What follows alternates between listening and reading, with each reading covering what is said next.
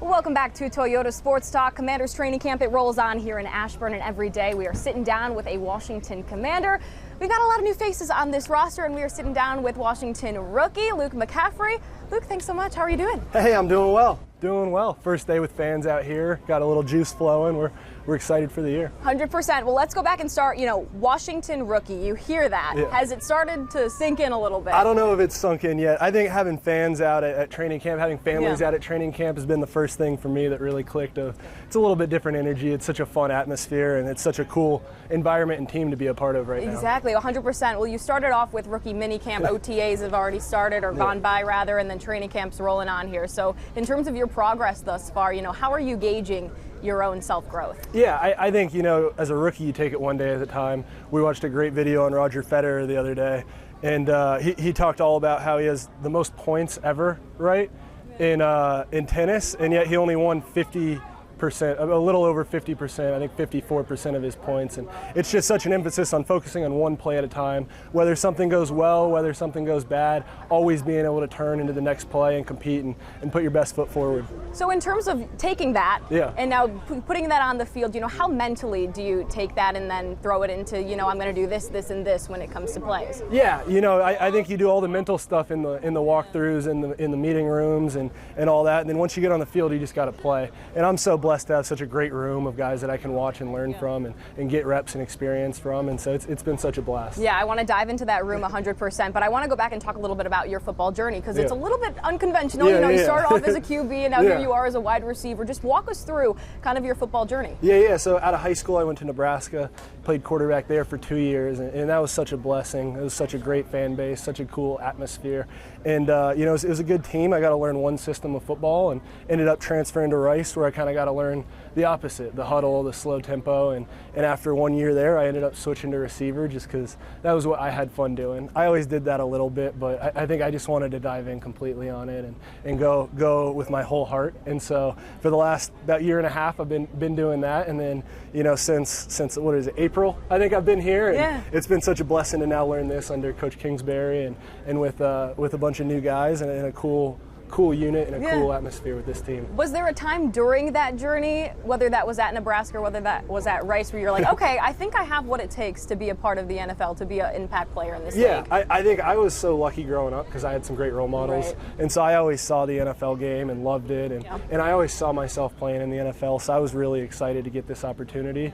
But there's always times when you need to hone in and focus on one thing and just trying to get better and learn from the moment. And so it was such a great journey. I'm so blessed, so thankful for it. Well, of course, you mentioned role models. You got to talk about your brother, of course. What role has Christian played in your love for the game, kind of the X's and O's, all of that good stuff? Yeah, all three of my brothers have been in football our whole life, right? My oldest brother coaches down in Miami now. He played receiver for a couple of years. My other brother was a quarterback at Michigan, at Northern Colorado.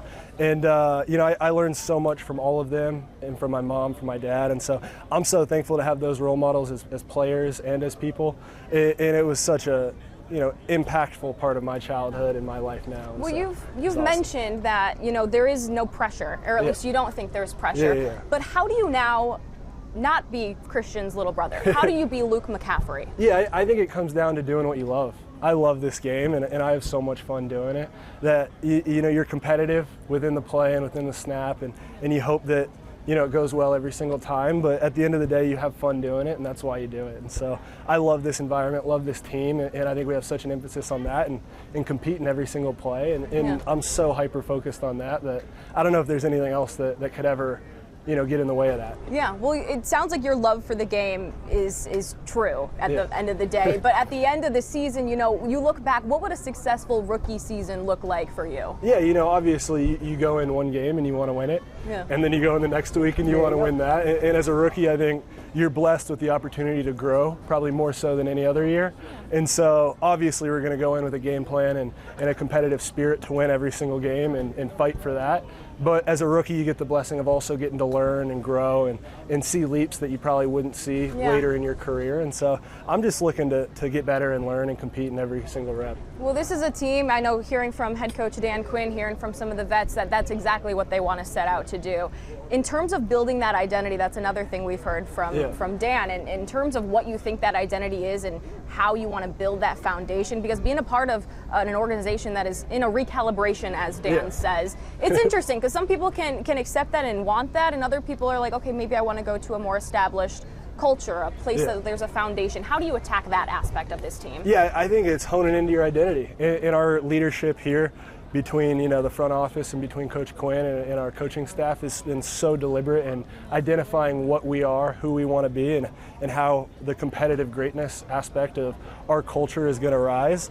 And so I think when you focus on that, none of that lets any distraction come in, and you're just so excited every single day to compete and grow. Well, even alone in this wide receiver room, I mean, you've got great guys to help lead you. Terry McLaurin, I mean, you hear him when you're on the field, the fans screaming his name.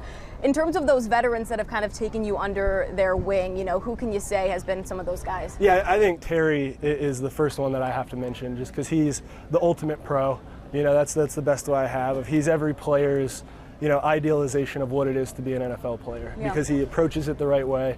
He has a great character. He's got an awesome personality, and he goes out there and he also just helps the young guys, right? And so when I'm a young guy coming in, I'm so blessed to have his leadership, whether it's him coaching me or whether it's just watching how he approaches every single day. And so I'm lucky to have a guy like him, but we also have a lot of other guys who have a lot of reps. We have Jamison Crowder, who I've been watching since 7th grade. He played with my oldest brother at Duke. We have OZ, we have D. We have all these people who've taken a lot of snaps that I'm really excited, and then a lot of people who've played at a really high level. Obviously you have D. Brown, you have Jahan, who maybe haven't been in the league as long, but they've done it at a high level, and they have a lot of stuff that I can learn from them. So I'm so blessed to have this room of receivers. When you look at the offense now as a whole, I mean, we've got the fans here. What can they expect from this offense this year, would you say? I know it's early, obviously. I think it's so great to have a offense that has the identity of competing, right? And I think it's so great having these fans out here today, right? Let's hear it. Oh, you can feel the energy around the team, and that's something that's exciting. And coming in new, when you have that energy, when you have people coming out here like they are today, and just have that juice going, it's a lot of fun, and it's something to look forward to this season. I want you to take us back a little bit to your pre-draft process and sitting down with Dan, with GM Adam Peters. What intrigued you the most about this franchise coming into Washington? Yeah, I think it's always going to be cool when you have some new faces, and so new coordinators, new head coach, new GM, and so you really get to be a part of that foundation, the group that hopefully builds a culture that can be sustained over time. And so that's what our goal is, right? Like you said, the recalibration phase. And so it's such an excellent and kind of blessed opportunity to have as a player, and especially as a young player. Did you have any impressions about the team, about the fan base, about DC in general before you'd gotten here? Yeah. I've had some help too since I've been here, which has been awesome. I know Mark Schlereth is one person who played with my dad, played here a while ago, and so you learn from the people who've been in your shoes, and it's awesome to kind of go forward like that.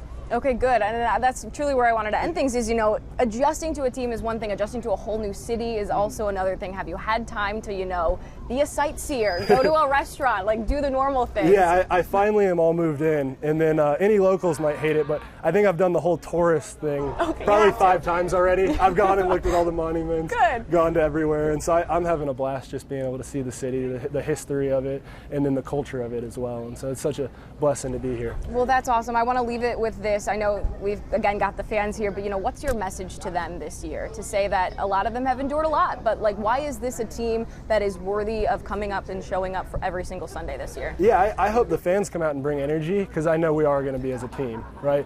And no matter what, I know the culture we've built, the competitiveness we've built, we're going to bring an energy to the field that's hopefully fun to watch, and hopefully, we can bring this entire city and culture together through football. Well, Luke, I think I speak for everyone behind me. I think everyone is very happy that you are here in Washington. Thank you so much for sitting down with us. We appreciate the time. Awesome. Thank you so much. All right. We've got wide receiver Luke McCaffrey joining us today on Toyota Sports Talk. Stay with us. We've got so much more on the other side of the break.